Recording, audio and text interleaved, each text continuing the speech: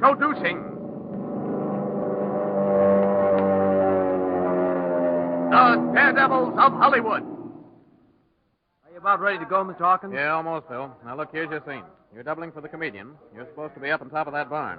Mike drives the tractor across the barnyard and drives into the barn and tears it down. See what I mean? Yeah, the barn folds up, and I ride down with it. Is that it? Right. But stay out of the way of that tractor. I'll see to that, all right. Well, here we go. Get up there now, Phil. All right, everybody. This is the thing. Quiet, everybody. Quiet, please. Places. Take your places. You all set, Phil? Okay, Mr. Hawkins. He's headed for the barn.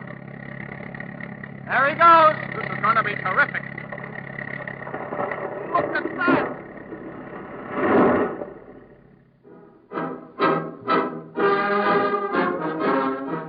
From Hollywood, the motion picture capital of the world, we bring you the thrilling true life experiences of those men behind the scenes. Those daring unsung heroes whose breathtaking adventures on the screen have thrilled millions, whose daily jobs bring them face to face with death. Those men who comprise the strangest fraternity on earth, the Suicide Squad, the movie stuntmen, the Daredevils of Hollywood. Ladies and gentlemen, in bringing you this copyrighted radio feature, again we are privileged to have as our guest one of the leading stuntmen of Hollywood, Bob Clark. It is through his cooperation that we are able to reenact some of the highlights of his dangerous profession. Bob Clark is here in the studio right now, and later in the program we will bring him to the microphone. But first, let us show you an average working day in his life.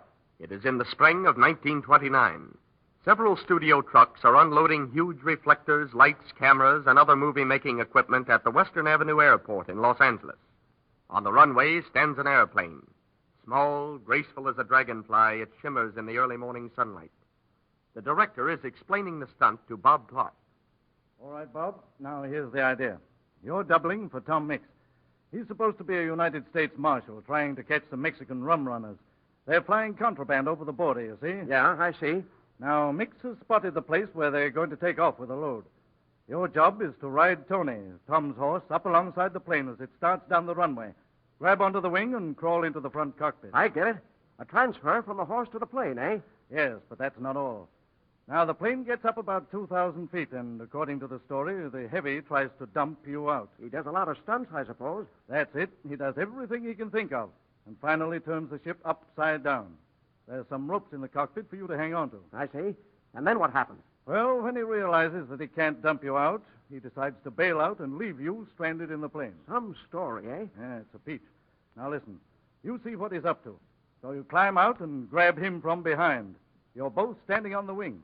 He'll be wearing a special harness for you to hold on to. This is getting very interesting. What happens next? Well, you start fighting there on the wing. He's wearing a parachute, but you're not. Finally, both of you fall off into space. The chute opens, and the fight continues all the way down. Gee, that's great. But what happens to the ship? It crashes out of control, and we hope it'll crash in some nice open space. Well, Mr. Willis, that's all practical and can be done except for one thing. Yes? What's that?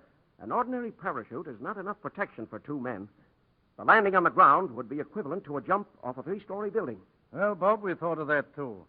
There'll be a huge net stretched between two cliffs at the point where you drop. It's about 30 feet high and plenty large enough to catch you. That makes it perfect.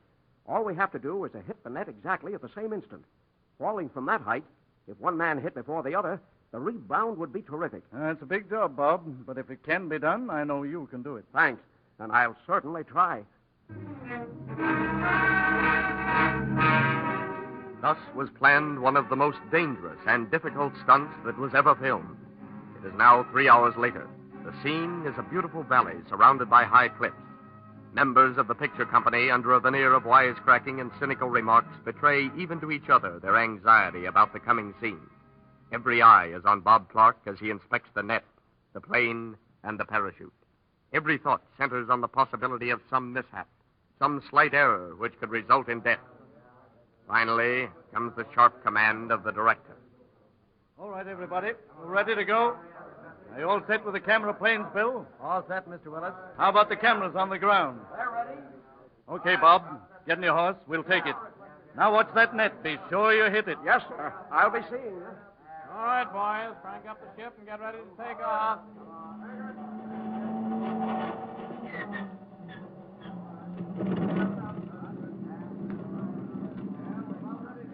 Wait until the plane starts moving, Bob, before you run up to make the change.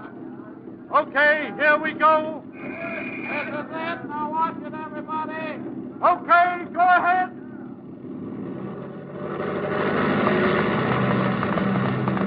He's running alongside the plane.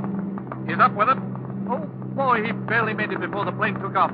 That was a neat transfer. Yeah, beauty. Gaining altitude very rapidly.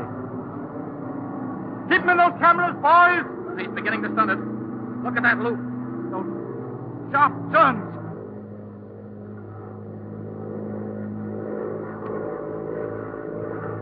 Say, he's gone into a dive. A power dive.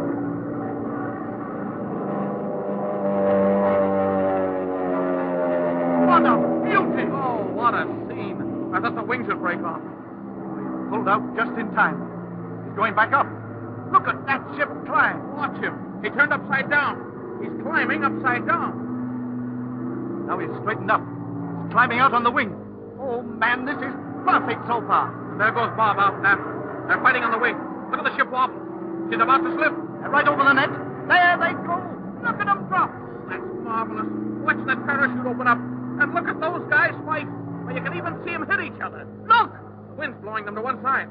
Oh, they'll never make that net. They've got to make the net. They'll be killed. If they do make it, it's going to be close. Oh, they're coming down fast. Look at the ship. It's falling out of control. It's going to crash. Look at that.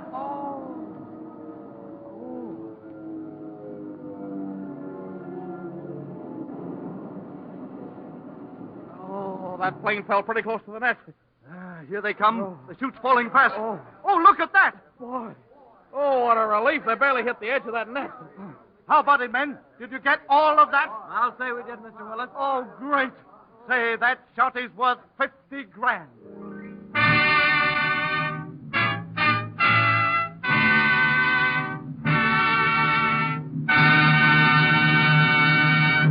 Ladies and gentlemen, it is our pleasure to present one of the courageous young men who made that scene, whose job it is to do such thrilling scenes for motion pictures.